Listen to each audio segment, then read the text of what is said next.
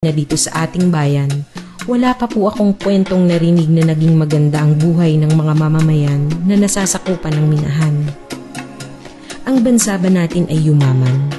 Patuloy pa rin naghihikahos ang karamihan.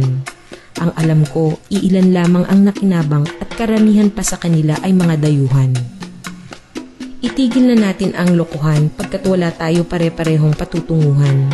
Paulit-ulit lamang ang mga uri ng mga litrato na ating makikita sa mga komunidad. Kung paano unti-unting naglalaho ang mga kabuhayan, ang sagradong lugar at mga kulturang kinagisnan. Sana po ay gumising na kayo. Simple lang naman ang kagustuhan ng mga naaapektuhan.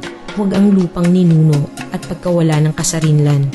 Kung iisipin, ang mga mamamayan ang naglagay sa inyo sa kapangyarihan na dapat sana ay bitbit ang interes ng nakararami.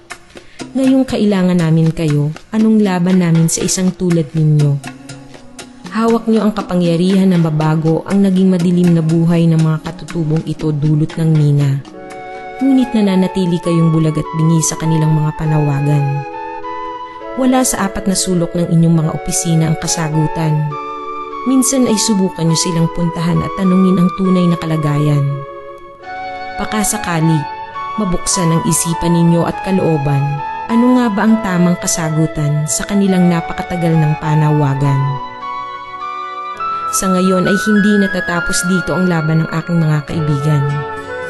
Sasama ako na maipanalo ang pagbawi sa mga naagaw na karapatan.